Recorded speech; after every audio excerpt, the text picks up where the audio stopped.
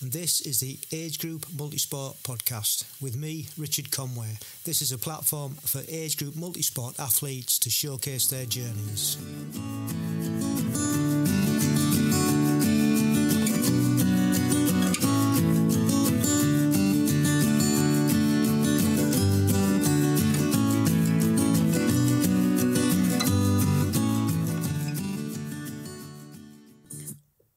Welcome along to episode 102 of AMP, and thank you once again for taking your time out to listen, much appreciated.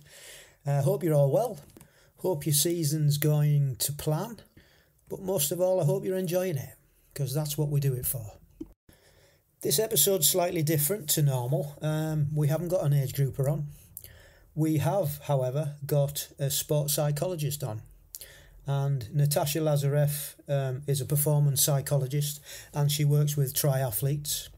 And so she got in touch with me over Instagram and said, would there be any value in coming on the podcast and talking about her work in the sports psychology field? And I said, yeah, that was a great idea. Why not? So the following interview is the result of that. And much appreciated to Natasha for getting in touch. And it's good to diversify every now and then and have something slightly different. So in this conversation, we talk about maintaining motivation and how to use motivation during fatigue.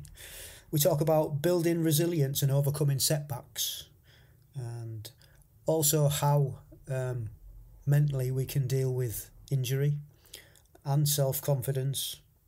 And Natasha gives us a few hints and tips on cultivating a growth mindset and distracting yourself during a race, and possibly dealing with the boredom of training. So yeah, I hope you enjoy these hints and tips and the discussion that we have. Really, really interesting, I found it. So yeah, that's coming up. The European Bike Show was on last week, and GCN, the YouTube bike channel, had quite a lot of videos on their YouTube channel. They were there and they were looking at various products. And one product that stuck out in my mind was a sweat sensor that's been developed by Flow Bio. And it basically measures the sweat temperature and the sodium content. Basically gives you records so you can look at it to see how much you're sweating. And they are, at the moment, it's retrospectively, so you actually strap it onto your heart rate monitor, and then it'll take all the readings as you're out training, and then when you get back you can look it up and see what your sweat rates are and sodium content, and whether you need to increase more liquids or more sodium in your drinks bottle. But what I found interesting was that in the future they're going to try and do this in real time. Now I know that this already exists in the peloton, the professional cycling ranks, because they actually monitor the pro cyclists as they're cycling and racing. So it does already exist. But I just found that this little gadget coming on the market would be a game changer, especially if you're doing long distance triathlon. So look out for that one. It was by a company called Flow Bio Sensors. So look out for that. Been quite a lot of sport on over the weekend. There was the Hamburg Triathlon, last one before the Olympics. It was a sprint and pretty good. The ladies was very competitive. Two favourites for the gold medal at the Olympics were both racing, Bogrand and Potter, and it was the German Tersch that split them up on the podium. Bogrand got the gold, and Potter got the bronze, and Tersch got the silver. So that was pretty cool. And on the men's side, Australian Matty Hauser won the gold medal. Really good racing. And then they had the relays on the Sunday, and that was quite fun. Unfortunately, Britain finished in fourth, but it was fun to watch. There's also been the Tour de France. We're into the third week as I'm doing this podcast, and it's been phenomenal. If you haven't seen any of that, it is really, really worth watching. And finally, a couple of podcasts to recommend. The first one is Healthy Running, and the guy on there, can't remember his name, Irish guy, talks about warming up before track sessions. And you can actually visually see it. It's one of those vlogs that he does. So that was really worthwhile looking at. And the second one was called the Mind Body Green podcast, and it talks about the largest predictor of longevity, and basically that's VO2 max, which we're all concerned about, especially as athletes. The better your VO2 max is, the higher your performance and your better level of fitness. So that was really good and really interesting. So yeah, so those two podcasts I definitely recommend. Right, on to the main event. I hope you enjoy my chat with Natasha Lazareff, and we shall see you on the other side. Good morning and welcome along to AMP. A little bit different this podcast today. So if you'd just like to introduce yourself and who you are, what you do. Hi, so I'm Natasha. Thank you so much for having me on the podcast, Rich. It's lovely to be here. I'm a sports psychologist in training with BASES, the British Association of Sport and Exercise Sciences. And so I really help athletes with the mental side of the sport, basically.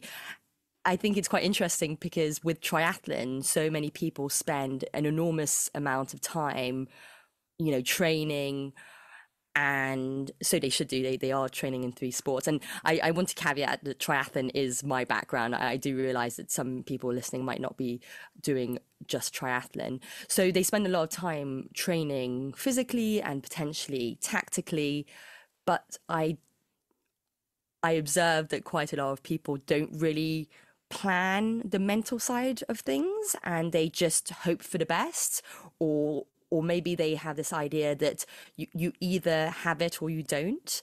And so this is where I come in, and I help people actually train and be, ready for those challenges that come along, either for training or during the race. And so I work with people either one-on-one, so we explore either specific mental barriers, or just we put together a race strategy, which can be really useful. And I also carry out workshops for different triathlon clubs, or give talks and basically try and encourage people to think about the mental side of sports a little bit more, so that they can really, really enjoy their race and hopefully also perform better if it's all done right. Excellent. So just going back to yourself, for how long have you been in triathlon and doing it? And just give us a little bit of a background on that. So I'm going to admit that I am definitely not an age grouper, but I just do it for fun. And I've always done long distance triathlon. So I started off with an Ironman actually when I was at university. Yeah, but it was my introduction to triathlon, but I absolutely loved it. And now I just really enjoy doing the separate elements of triathlon, while because I'm living in London, so it's quite difficult to do all of the training. And I quite enjoy the adventure side of it as well. So I like gravel biking and open water swimming and trail running. And actually last year I did Keltman. I don't know if you've heard of that race, which Yes. is part of the X-Tri. Guest I've just interviewed, she lives up in Scotland and she was talking about it. So, and a Oh, previous as well, yeah. it's fantastic. Yeah, I thoroughly recommend it. It's a real adventure race. You can really go there for the experience as well as, the racing, and it's stunning views.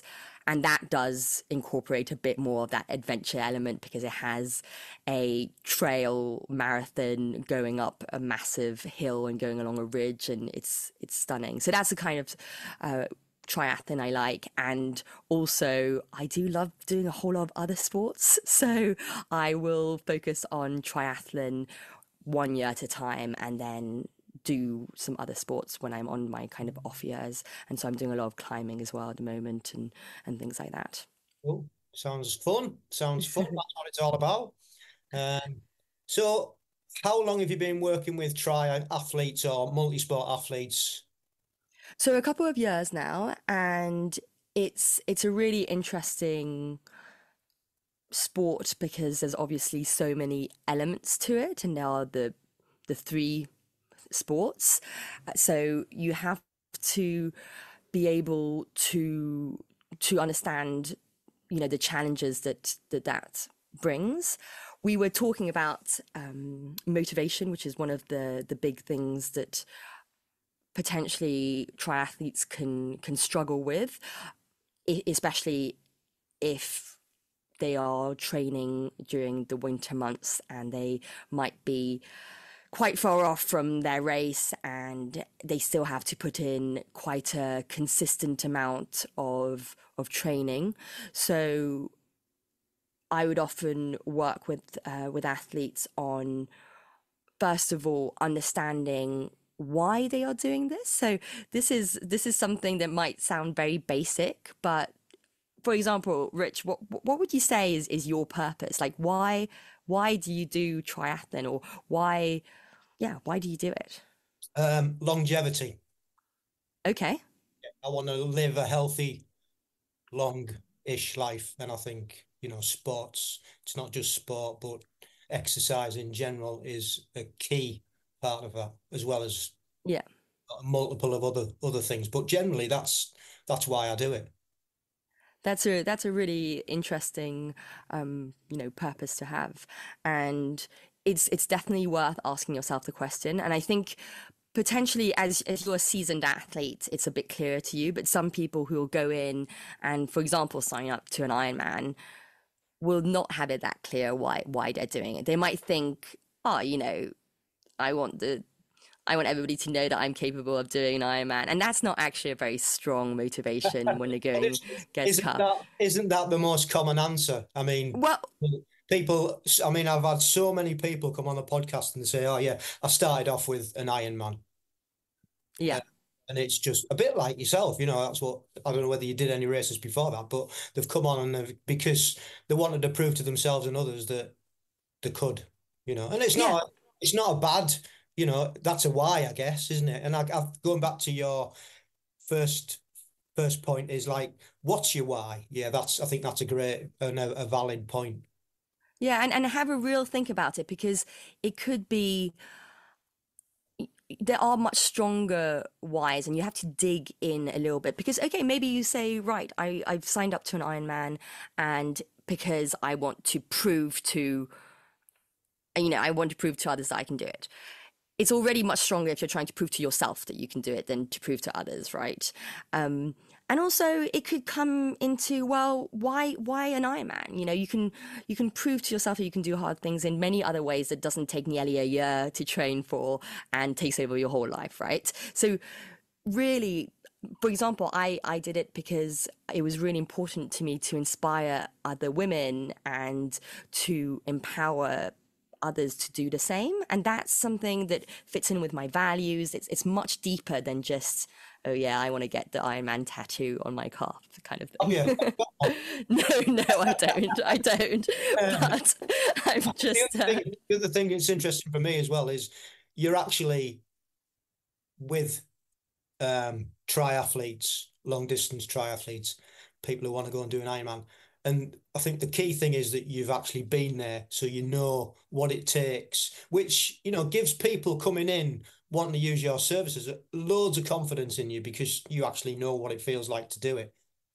yeah, absolutely. And also, like anything, the advice and the work that I do with athletes is then can integrate a whole lot of other things, because I'm always shocked that some athletes don't really think about their nutrition on race day.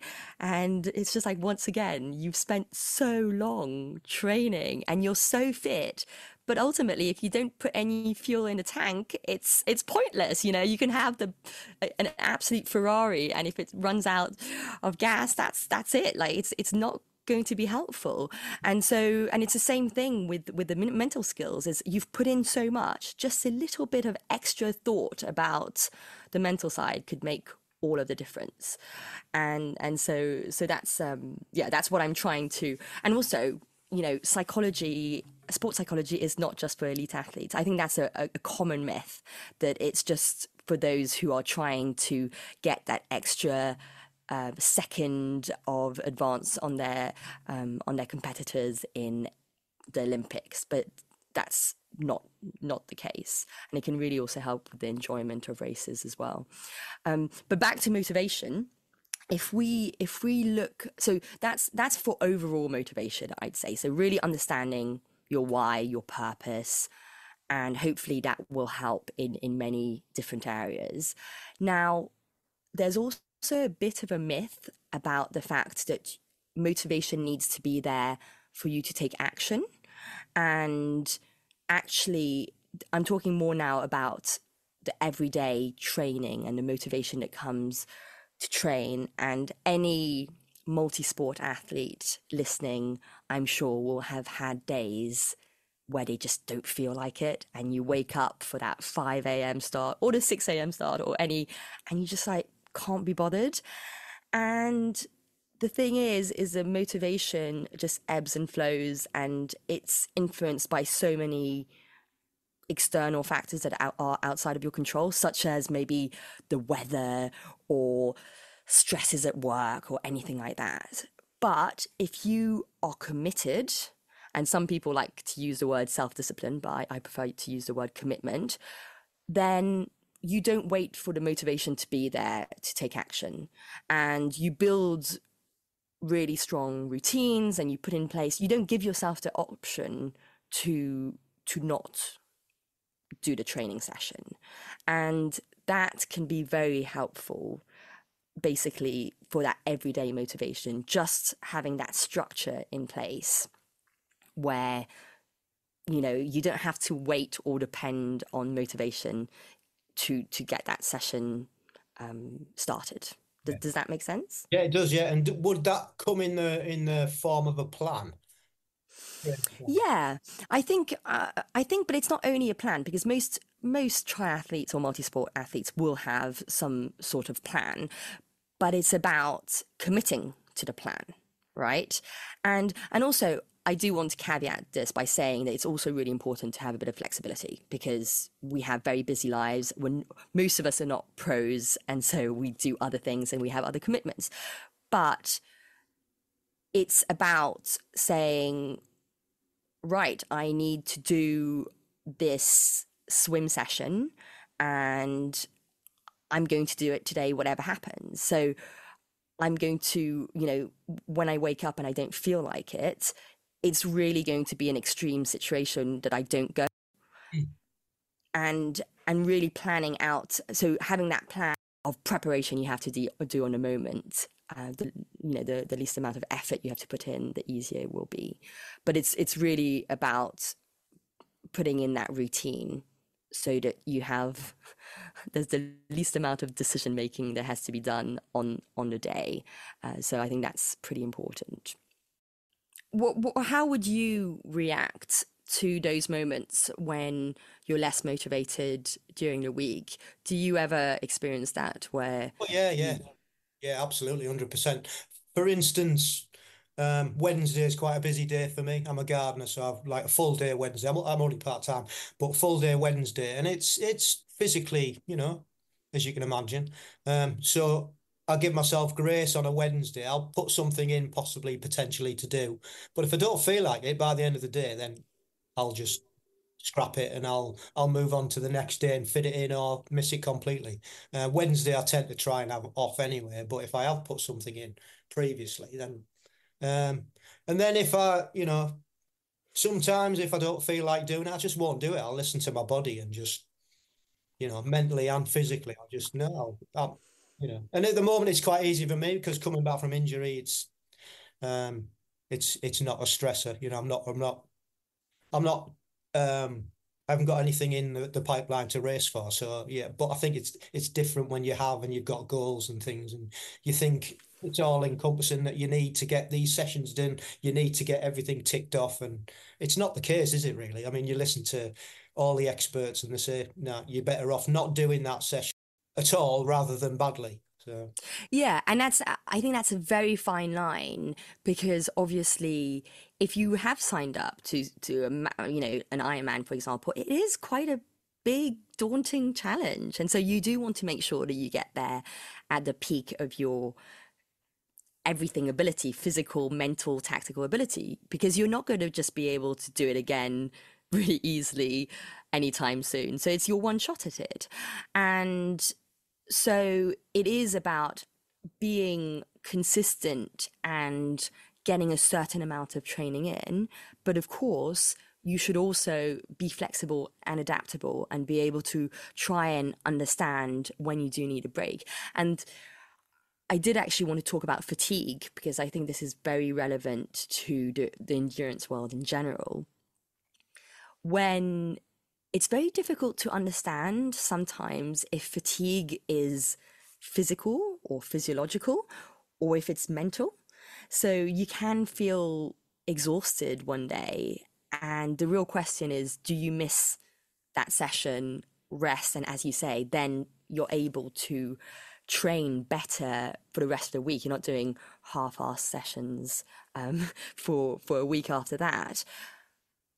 So maybe that can work, but also if you're feeling demotivated, then that might not be the solution, and maybe the solution is that you have to bring a bit more variety and fun into your training, and it comes into back to that adaptability. If you have a long run, it doesn't have to be an exact, I don't know, 10K, 15, 20K road run. You could just go out on the trails on Sunday and have a bit of fun. And that could have way more benefits than just sticking to your plan in a very rigid way. But it's a bit of a difficult one because it takes a lot of self-awareness, which I think comes from experience with athletes. just going to say that experience of that, is, I mean, anybody new would probably just want to follow the plan. That's it. Anybody with years of experience would be able to say, yeah, let's put a bit Yeah. into this, and like you just said, But you say that, but there are some professional athletes and you listen to them and you hear the amount of training they're doing and you think that's crazy, and they are used to pushing and pushing and pushing. Whether it's a good thing or not, that is to be debated. But it's about that balance of experience and also the goals that are coming up.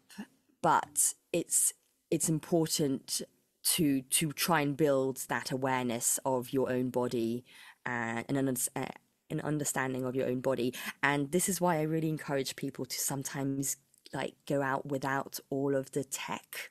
You know, I I don't race with a power meter. I just race by feeling. And I find that's a great way for me personally on the bike to be able to judge how much I've still got in the tank and to have enough for the marathon afterwards.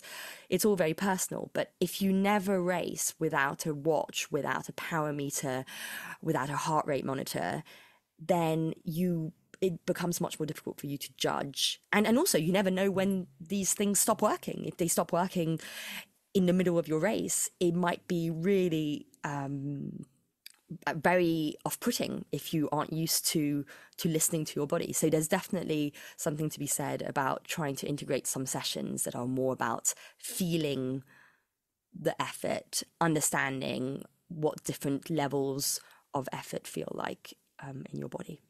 yeah, yeah, 100%. I think technology's just took over. I think the sport. I mean, in the main, it's good. It's brought in advanced the sport. Um, but yeah, we've got away from that. Just how do I feel? And it's all what pace am I running or what am I pushing? And Yeah. even now in the pool form goggles that you've got, Oh how, my God, I hadn't heard of that. you've not heard of form swimming? And this is not a plug. I'm not sponsored by the or anything, but so basically these are the first they've just brought some new ones out now. So these are a set of goggles, and on the side there you can see there's like Oh, wow. a computer.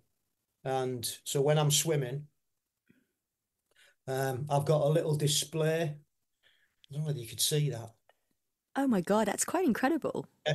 So that tells me the distance. It tells me all the metrics basically while I'm swimming, what pace I'm swimming at, how long I've done, time, and loads more. You can have swim sessions on there, and so that's just another instance of even Yeah.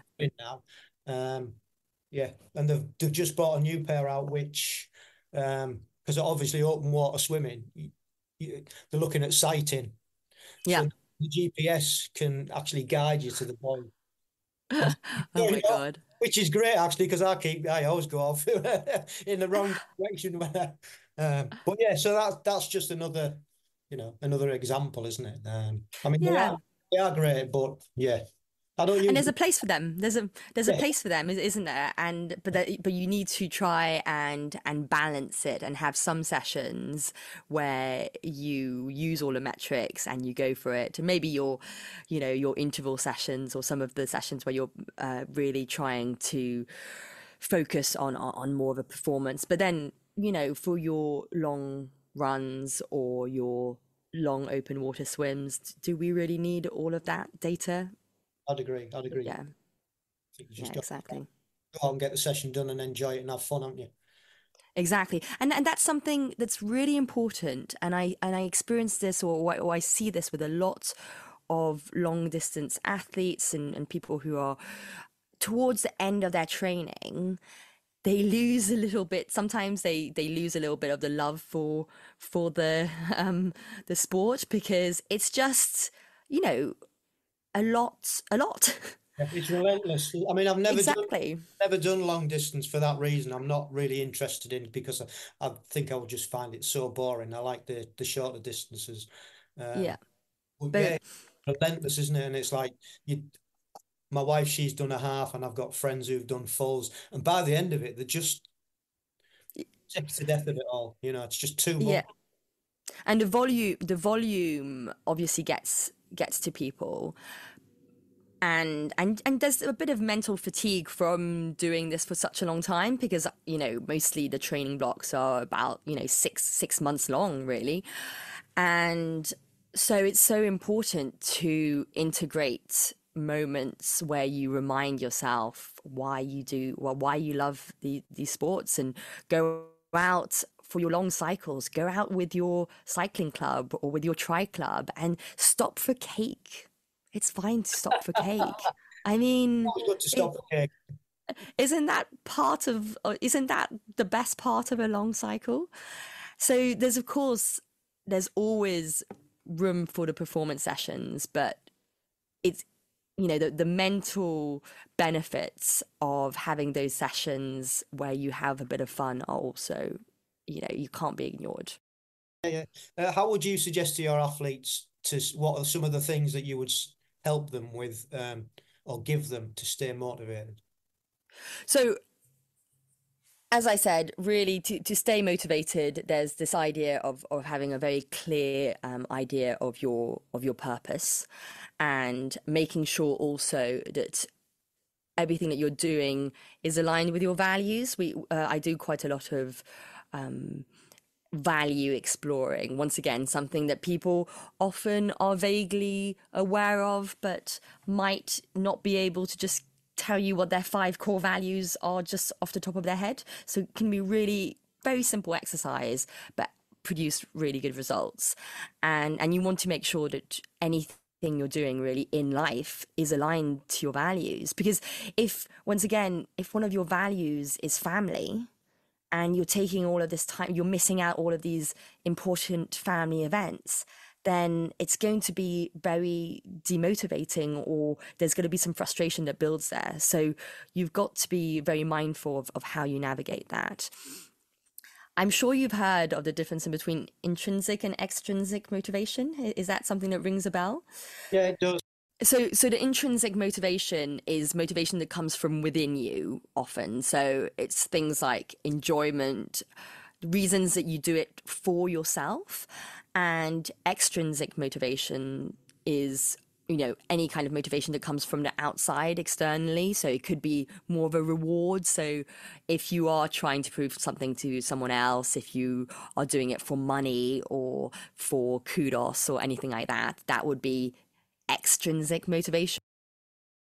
And extrinsic motivation normally is less powerful than intrinsic motivation. That's what the research shows. So really trying to find reasons that you want to do it for yourself and reminding yourself of these reasons is very powerful. And if for the moment you are only doing something for because of external reasons, maybe just have a bit of a think about it. Most people will probably have a bit of a mix of both. And, if you think of the pros, there's a certain amount of what they do which is externally motivated because, they do want to get sponsorship. They need to get paid for it. They do probably want to get the prize money and things like that. But you want the core of your motivation to come from within you and to be important to you, and that's where all of the purpose and the values come in, and so that's a really key point. So talking about motivation during race day, this is really interesting because mostly we are motivated when we finally get to the start line, but once again, if you're doing long distance, and once again triathlon is always going to be pretty long even for the shorter distances because by the time you've done the 3 sports it's quite a long race. You need to find ways. Motivation can be hugely beneficial for helping you to push harder, and so that can have obviously enormous benefits to your performance. So when you are trying to push harder, this is an interesting one because we used to think that our physiological limits, our physical limits, were basically aligned with our mental limits. And we've realized that that's not the case at all. Our brain is very smart and it tries to protect us, right? And so it doesn't want us to get to the edge of our physiological limits. When you see people collapsing, in races, they have got to the edge of their physiological limits. And obviously our brain doesn't want us to do that because it's dangerous and it wants to preserve, it wants to keep us safe. So we do have to realize that there's quite a gap. And that's why when we're thinking, I can't do any more, we often can do quite a lot more. And there's quite a lot of research here where I think it's specifically in cycling, where people have been able to go on for quite a lot longer than they thought their limit was. So in order to bridge that gap, there are 2 things. You can enhance or up your motivation and also bring down your perception of effort. And the way that you want to increase your motivation, I think a good one can be self-talk and having a motivational mantra ready. Once again, this is something that you should really think about and plan, and this is something that we develop with athletes way before their races so that they can start practicing with it in training, in any races, in a build-up, because and this is the same with any mental skills. I really want to highlight this. It's not magic, unfortunately. It's like any other skill. And a lot of people think, oh, well, I'm not going to practice these skills till race day. And it's very much like if you put on your new tri-suit on race day and you haven't trained in it, or you haven't practiced your nutrition till race day, it doesn't tend to do that well, when you're under stress, and if you haven't practiced, it probably won't work very well. So really, any mental skills, try and incorporate them in your training. And so with motivation, a motivational mantra would take the form of either a word or a sentence that you tell yourself that would motivate you. Now, when you develop this, it's very personal, it's very individualized. If you can, try and make it emotional, try and make it so that it has some kind of resonance and meaning to you, and also try and make it work in the second person, so that it sounds like somebody's saying it to you. So instead of saying, I know I can do it, I'd say, you can do it, Natasha. So and it's been shown once again through research that that's much more motivating if it's said in the second person, probably because we believe others more than we believe ourselves. Yeah, I was just listening to something the other day, and they were saying, about people, how they put themselves down, and she was she was saying, well, you wouldn't speak to your best friend like the way you speak to yourself, and that's what Absolutely. we all tend to do, put ourselves down and speak not very nicely to ourselves, where we wouldn't do that with others. Generally, we wouldn't do that with others. Exactly. And it's something to be really aware of, your inner dialogue and just even your thoughts. Because once again, as it's quite an individual sport, we tend, I'd say, especially probably on the, actually during all of this, the different sports, but especially probably on the bike, because that's often the longest leg of the race. You're alone with your thoughts, and if those thoughts are not helpful, and they don't necessarily always have to be positive, but it would be better if they're helpful, then it can be massively distracting and massively off-putting as well. So it's really important to start being a bit more aware of the kind of things you tell yourself, because we really have patterns of behavior and thoughts, and so we often tell ourselves the same stories over and over again. And if you're aware of them, then it's much easier to distance yourself from them and realize that this is just something I tell myself. Yeah, yeah. I mean, that's a great bit of advice for anyone. I think not just in sport either. I think it's generally Yeah, take it right the way through life, can't you? And, absolutely.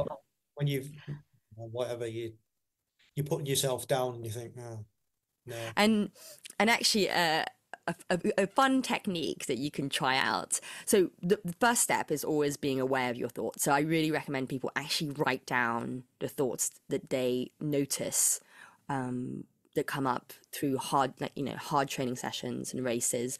Write them down, try and make sense of them. Okay, I often get thoughts about not being good enough, for example.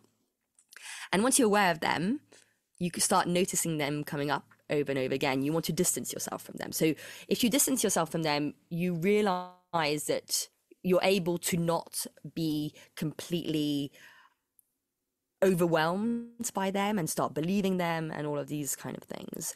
And a great way of doing that is singing the thought to the tune of Happy Birthday, for example.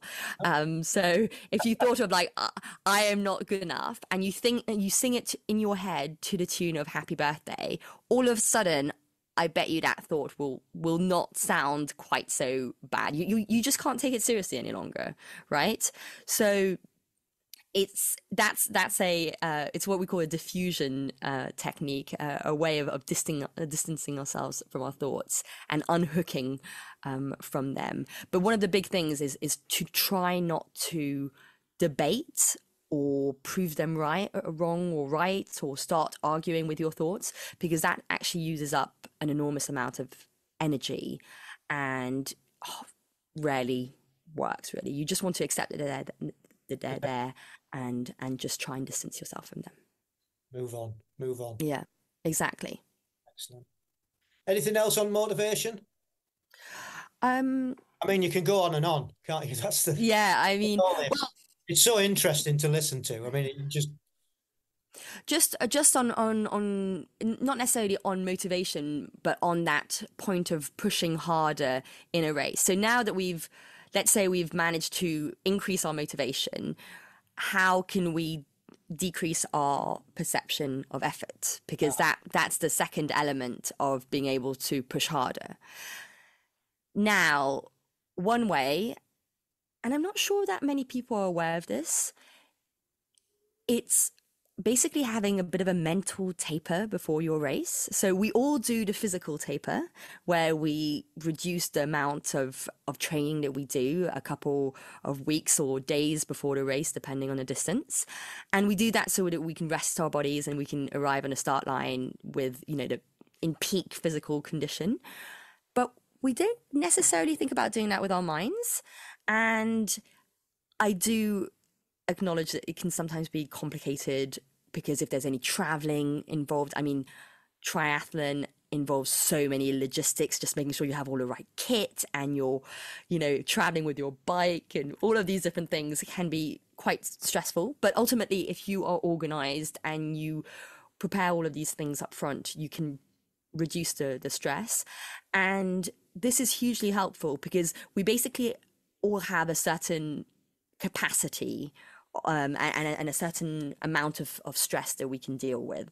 And this will be different from person to person. But if you think about it as a stress bucket, if you arrive on the start line of your race and your stress bucket is already 3/4 full, you're not leaving yourself with very much space to take on that mental fatigue that will inevitably arise from your race.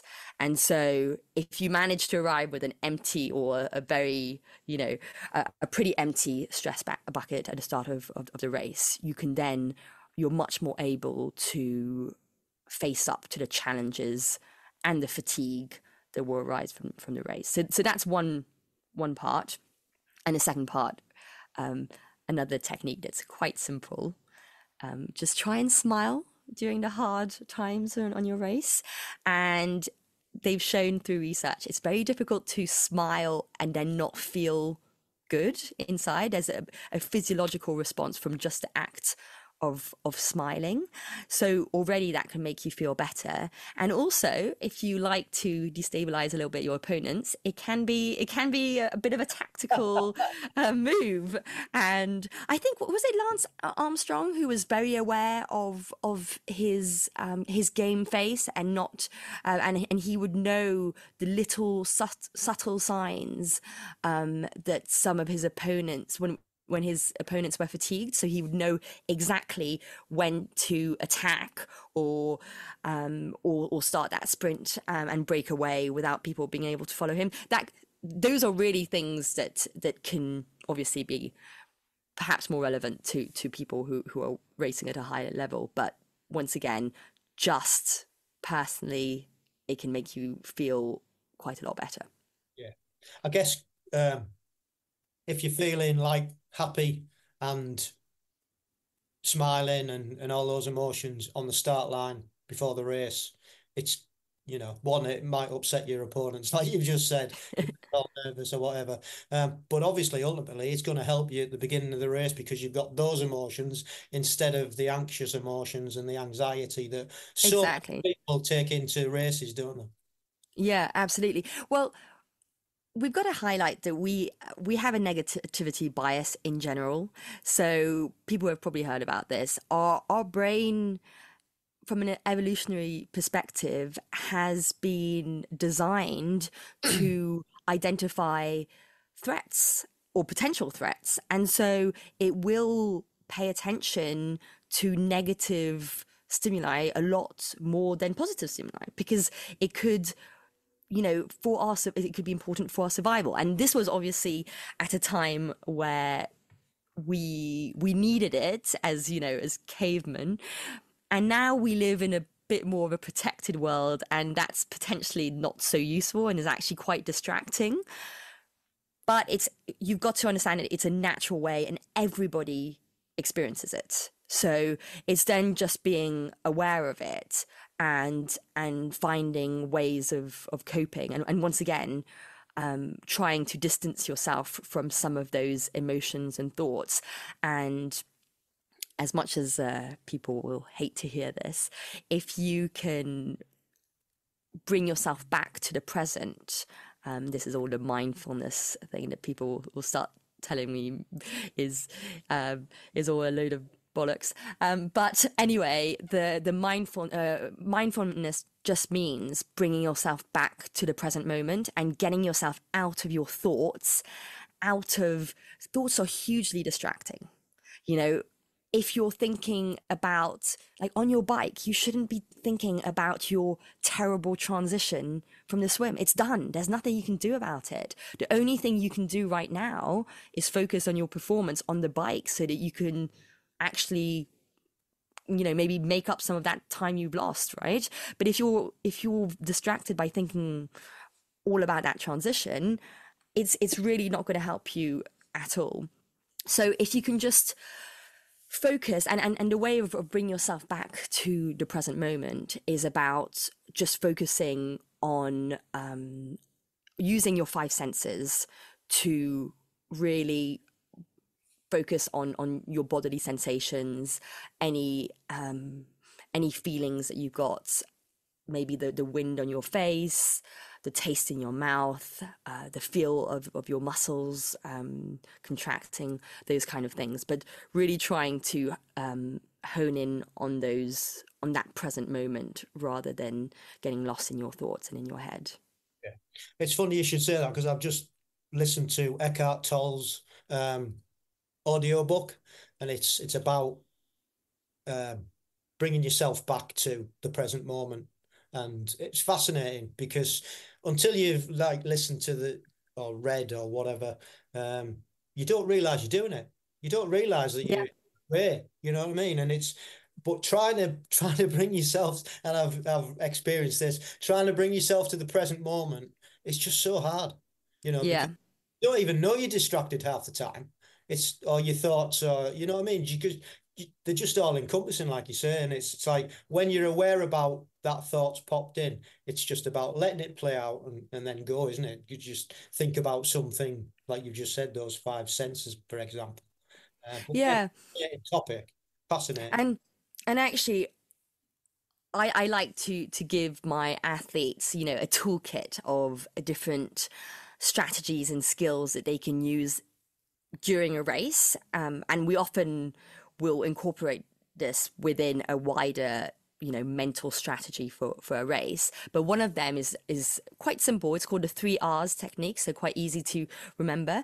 And the first R is respond. So whenever you feel yourself getting distracted by these thoughts, or a big emotion or a frustration or anything like that that starts happening, you respond in a positive way. So often it's good to have a physical response that will just kind of snap you out of it. Some people they like just having an elastic band around their wrist and then just snapping it.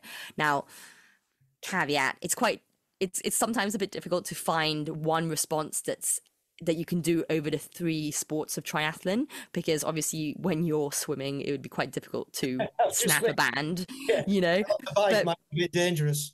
yeah, exactly.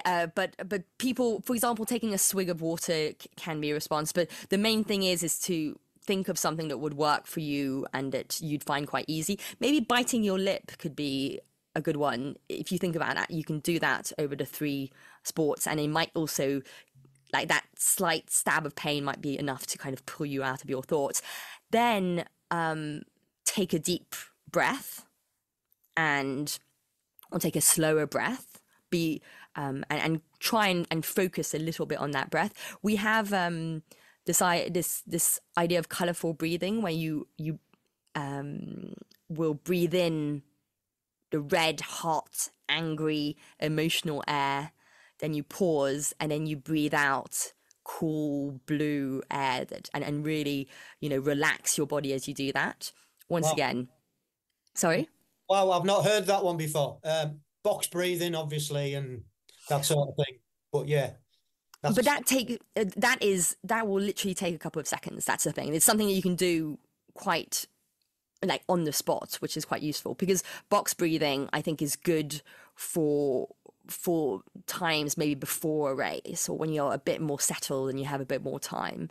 And then, so once you've responded and you've relaxed, you can then, and you've brought down the levels of arousal, because the real problem is that when you get very aroused, you are not able to think straight, and this is where decisions go wrong, etc. And now when you've calmed down a little bit, you're then able to refocus, and this is a way of really getting you thinking about the present moment. And we often do this through a cue word that you've chosen beforehand, once again, which would be focusing on an element of technique, often, that will be geared towards your performance. So for example, it could be push through, if in your swim. It's something that if I know that I don't push through in my swim, then that's something that I would say as a reminder to really start thinking about my technique again. And actually, if you're thinking about your technique, it's difficult to get lost in your thoughts. If you're thinking about the rotation of your legs in a cycle, for example, that is a really good thing to focus on. Yeah. Cool. Yeah, I like that. I love the colours, and I think that whole thing about taking your mind off and thinking about technique, I think that's really, really, Yeah. really useful. Yeah. And actually, I think this could link quite well into, we were having a bit of a chat beforehand, and you were, asking me about ways to distract yourself during a race, because sometimes, it can be very long and it can be really hard and you need to distract yourself. And this comes in because basically there are two main types of techniques to, well, to decide where to place your attention during a race. And one of them is called associative attentional focus, which is what we just described. Basically, putting your focus onto what you're doing, but a very, very present and really feeling your muscle. Maybe doing a body scan. Have you heard of the body Yeah. scan technique? Yeah, quite so really trying to understand where you're feeling pain, what is feeling tired, really honing in on how your body feels. Now, this is often what elites do, what really like high level athletes do, because obviously if you think about it, if you're good at doing this, you are able to adjust in a way that can really aid your performance. Now, this can be sometimes a bit a bit difficult for and maybe not as enjoyable for lower level athletes, and maybe not as necessary. So then you have dissociative attentional techniques, which is kind of the opposite, where you think of anything else but what you're doing, and that's more My cup of tea. That thinking yeah. about Yeah, and that's more of what we think when we think about, like, how do you distract yourself, and that could be something like counting to 100 backwards, or looking at the landscape going past. I love looking at, during an Ironman race, you have the nationality and the name of the person on their bib when you overtake them. So I always think it's quite fun to kind of make up stories about that person or wonder a little bit about them, that kind of thing. So anything like that.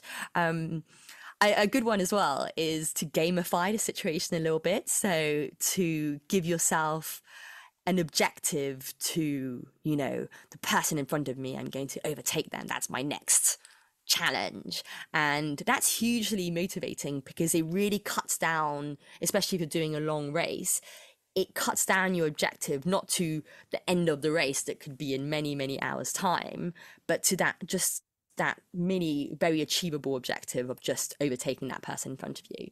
So that goes into chunking. yeah, I don't know yeah, if you've ever heard of that. yeah. Brad Yeah, Wiggins used to do when he was doing the hour record. I remember him saying he just chunked it yeah, into various things. I thought that's really, really interesting way to do yeah. it. You're not looking at the end goal, like you've just said. You're looking at that specific bit, getting through that, and moving on to the next one.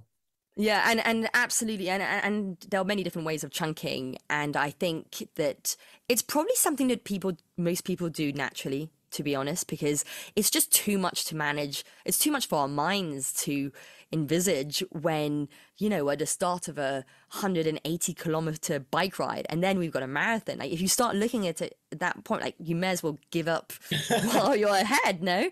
So, but if you think, well, actually, the next aid station is in 20K. 20K is super manageable. I know I can do 20K really easily. And then when you get to the aid station, you can think, oh, well, the next hill is in 15K. And every time you reach these mini objectives, you get a hit of dopamine, because we love achieving our goals, right? And before you know it, you're already at the end of the bike, and then you do the same thing for the run, and it can be really something that you plan out beforehand. You look at the course and you think, okay, what are my aims going to be? Aid stations are quite an easy one. but it could be features of the landscape, like hills are quite good ones. It's good to tick off the hills as well because it's often something that people are potentially a bit wary of. And so yeah, it's about trying to find these ways that make the whole distance more manageable, and it can be done with competitors as well in quite a fun way. Yeah, yeah, some great ideas and great tips there. Um, so far, it's just lots of food for thought. I'm going to enjoy listening back to this and take because obviously it's all coming in now, and it's But this is great because people can then go back and um, listen to it again and again and think, oh yeah, or even better, go onto your Instagram account and think, oh. Yeah. So that's what I try to do with my Instagram. It's difficult to know what the best way to present, sports psychology is, and I've just decided that I do these short reels where I try and really bring very practical tips that people can actually, you know, practice themselves and integrate to their training. And so I didn't actually think I said that, but my company is the performance psychologist, and so that's what I am on Instagram, the underscore performance underscore psychologist. And yeah, I just have these reels with helpful, hopefully helpful tips on how to improve performance or just enjoy your sport more. And they are, once again, little videos that you can save and come back to whenever you need them. No, they are. I mean, I've looked at several. They are really, really entertaining one, but very useful as well. Good one. I'm glad to hear that. And you've also got a website if anybody wanted to get in touch with you. Absolutely. So www.theperformancepsychologist.com. So and I do do feel free to even just send a message. I love chatting sports psychology. It's and I'm also very passionate about supporting women in this sphere, especially in triathlon. I mean, there are still way too few women on the start lines, especially of these long distance triathlons. And I really want to help support women and show them that it's just a fantastic time, and we can all and actually the women's field is becoming quite supportive and is a great place to be, and you can really do it for fun and to challenge yourself. So if anybody is even just interested in signing up and they don't quite know where to start, I'd be happy to just have a chat. Oh, that's great. Yeah, I'm sure you'll get some take up on that. So moving on from motivation, where we're going Yes. next? Where are we going next? I think potentially dealing with setbacks can be an interesting one. And you just spoke about injury because you've been recovering from injury. So perhaps this is something that we can also get a bit of your input on. But, you know, well, building resilience has become a bit of a buzzword, but resilience is basically a person's ability to deal with setbacks and come back quickly after a setback. And so it's a really important one, I think, to talk about, because most athletes, especially in triathlon, are going to deal, I think, well, with setbacks for sure, but probably with injury as well at some point in their life. So it's an important one to talk about. And yeah, I'd be interested to know what your experience of it has been. Well, for the last 18 months, maybe, it's been it's been one thing after another, to be honest. Started off with an Achilles issue. I sort of got over that, or I thought I had, and then I was at a qualifying race, and it just 600 meters from the line, it just went again. Oh no. So that was me out um, for the foreseeable. But I guess it's because I do listen to a lot of podcasts and a lot of advice mentally, physically. I guess I'm a bit more aware of, especially on the mental side. I haven't let it get me down at all. I mean, frustration, I suppose, a little bit sometimes Hmm. when you're seeing other people. I think my go-to issue is that I love running, and it's always the running that gets me injured. Not that Same here. not that I do massive volume or anything, because I only do sprint or standards. But I love running, and I get frustrated with people who don't like running and never get injured, but they're still running and they hate it. And I guess that's my frustration. Yeah. But from a mental attitude, we've got three sports in triathlon. So I can't run, but I can swim and I can bike and I can still strength train and I can do yoga. So I just fill my time with doing those until the injury gets better. And Mm. it will get better, and it's frustrating, like I said, because it was the Achilles, it went again. So I was off, not running at all. Got back, and then the other leg, my right leg, the tendon at the back there. So again, frustrating. So back to swimming and biking and all the others. And then back to the track, built it back up. Hamstring went out of nowhere. So it just seems to be one thing after another, and it's that frustrating. So much so that I went to a physio last Saturday, and I'm going to start having sports massages every month now to see if that helps. Because there's something. It's always the same leg, so there's something out of kilter.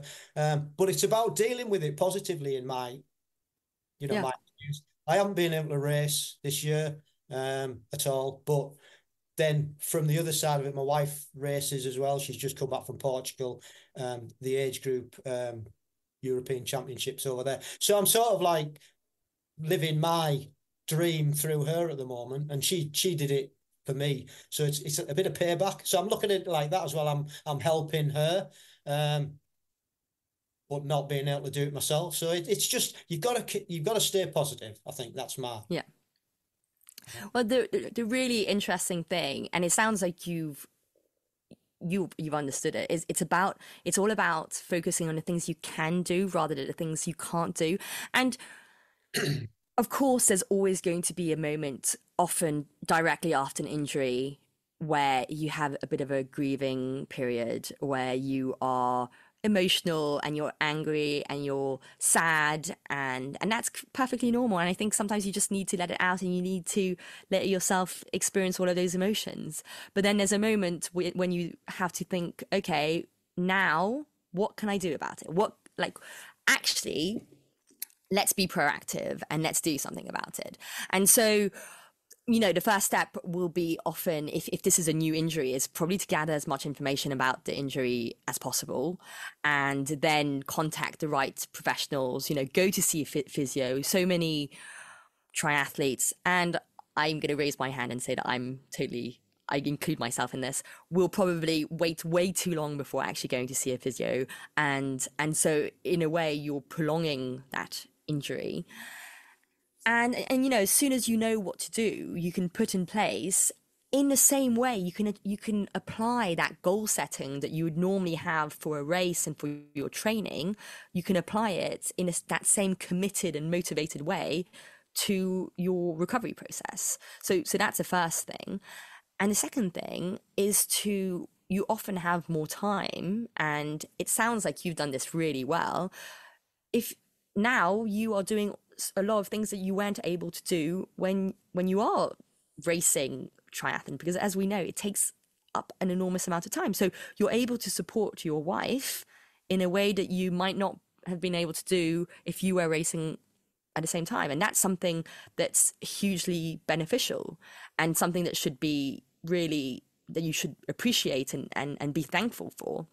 And, you might be able to go on that holiday that you've been talking about for many, many years, many weeks, to go out for drinks with friends that you haven't seen in a long time, to develop parts of your personality and your identity that are not just triathlon, because that's also important. And it tends to be the reason why the bigger triathlon is part of your identity, the more you'll struggle when you have an injury, because obviously it will be completely attacking your identity and make you feel a bit lost. So if you can really develop other things outside of your main sport, that's then hugely helpful Mm.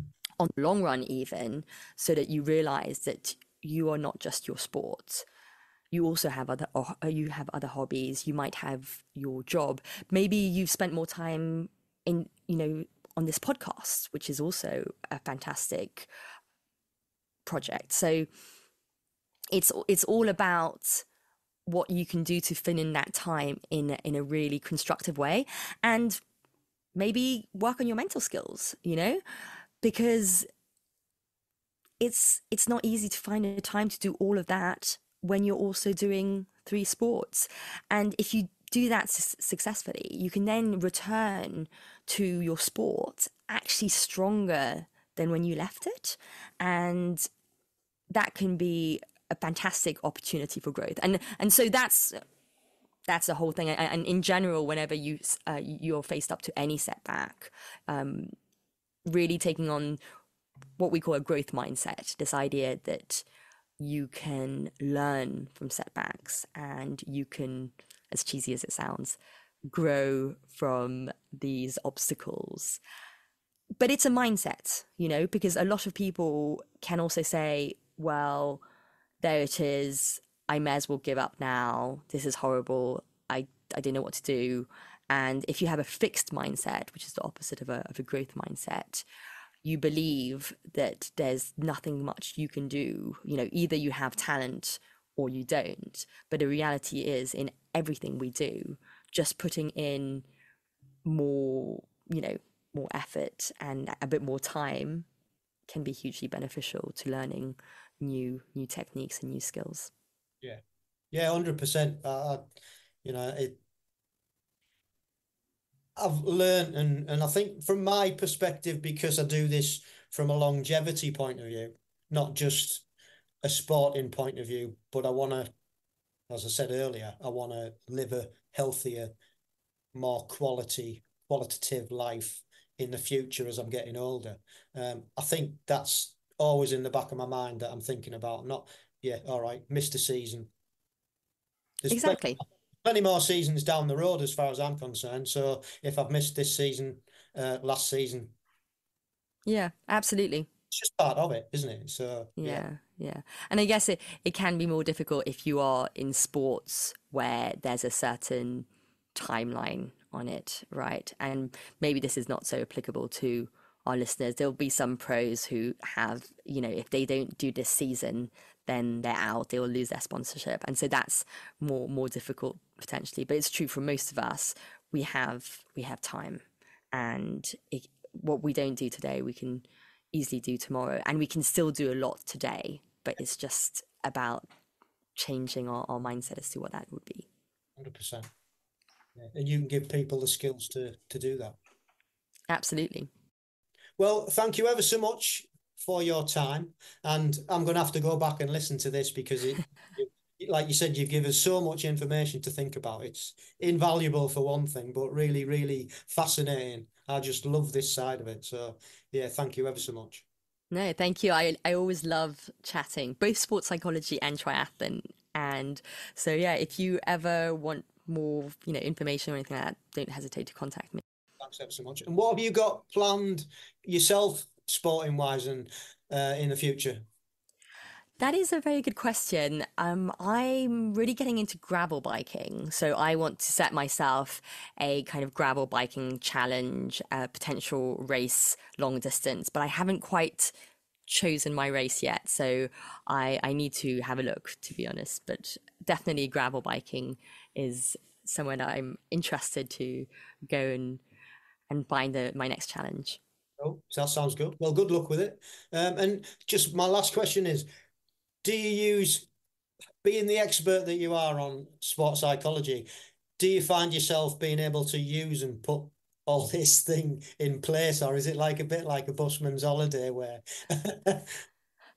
I I believe that you should practice what you preach. So it's a big part of, my constant development, that whenever I also, because I'm also developing always as a practitioner and, keeping up to date with all the research and new techniques and everything. And so I am very passionate about trying them out myself and seeing what works best for me. But it's all very individual, and that's why it's great to work one-on-one with athletes, because there are some techniques that will work really well for you, but just are not for me. So it's about really understanding which one is most adapted to your style of racing, to your personality, and that's a really fun process. But yes, I definitely do try them all out, and I love it.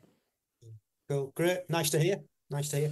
Right, I'm going to let you go and enjoy the rest of your day. And Thank you so much. It's been great to meet you and chat and learn. Thank you very much, Rich. Thoroughly enjoyed hearing what Natasha had to say there. Like I said before, every day is a school day, always learning, and with some great hints and tips to take away that we can try and put into our training and racing, I think. So yeah, thank you once again, Natasha, for getting in touch and coming on the podcast. Much appreciated. And thank you for listening to the podcast and supporting us. Really, really do appreciate it. And if you'd like to get in touch and come on the podcast, please do give us an email at agegroupmultisportpodcast@gmail.com. We're on Instagram at amp_1967, Facebook at ampgb, and Twitter, which is now X, at Age Group Multisport Podcast, and our YouTube channel is ampgb. There's loads of different videos on there, and also all the podcasts are on there as well. So that's it for another episode, and don't forget, stay safe, keep training, and love the process.